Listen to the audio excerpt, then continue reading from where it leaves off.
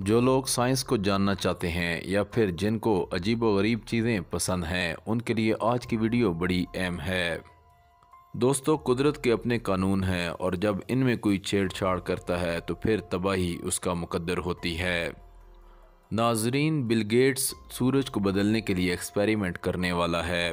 Bill Gates दुनिया के top के अमीर तरीन लोगों में शुमार होता है और बहुत लंबे अरसे तक दुनिया के सबसे अमीर तरीन शख्स भी रह चुके हैं। वैक्सीन के हवाले से भी इनके बयानात बड़ी अहमियत के हामिल रहे। बिल गेट्स ने दुनिया को बताया कि आने वाले वक्तों में दुनिया को किन चीज़ों का सामना करना पड़ सकता है। हालिया दिनों में बिल गेट्स एक अजीब व गरीब तजर्बा करने वाला है और उसकी फंडिंग आजकल कर रहा है। नाजरीन, बिल गेट्स सूरज को ढकने जा रहा है। ये सुनने में आपको अजीब व गरीब लग रहा होगा, लेकिन चलें देखते हैं कि क्या वाकई ऐसा मुमकिन है या नहीं। नाजरीन, जब बादल आते हैं तो सूरज का टेम्परेचर थोड़ा सा कम हो जाता है।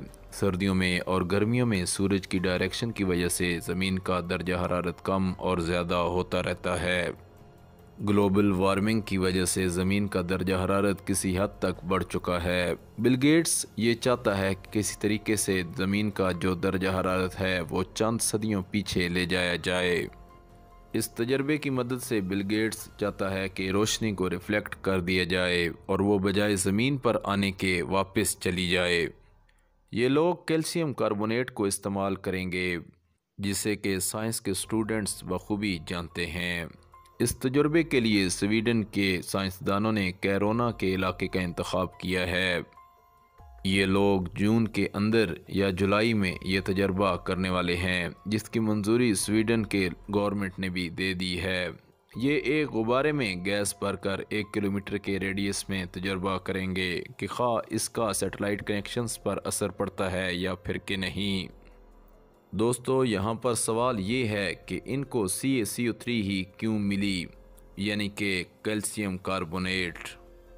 तो आपको बताते चलें कि 1815 के अंदर इंडोनेशिया के अंदर माउंटेन तंबूरा फट गया था, जिससे वोल्केनो यानी आतिशफशां उबलने लगा और बहुत सी गैसेस फ़िज़ा में कई किलोमीटर तक बुलंद हो गईं और फिर अगले 2 साल तक इंडोनेशिया के अंदर गर्मियाँ नहीं आईं।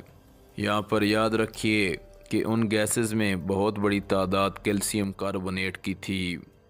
लेकिन यहाँ पर आपको बताता चलूँ कि सूरज की रोशनी ज़मीन पर ना पहुँचने की वजह से उस इलाके में काहत पड़ा रहा। अब की बार भी इस चीज़ का ख़दशा है कि CaCO3 यानी कैल्शियम कार्बोनेट माहौल पर भी डायरेक्ट असरअंदाज होगी। नाजरीन, हवा मुसलसल चलने की वजह से ये कैल्शियम कार्बोनेट की तह मूव करती रहेगी, जो कि कभी किसी मुल्क में चली जाए तो कभी किसी मुल्क में, जो कि कातसाली का भी सबब बन सकती है। इसके अलावा गैसेस की वजह से बीमारियां फैलने का भी खदशा है। इसलिए कहते हैं कि कुदरत का कोई कानून भी बदला नहीं जा सकता और ना ही कुदरत का मुकाबला किया जा सकता है।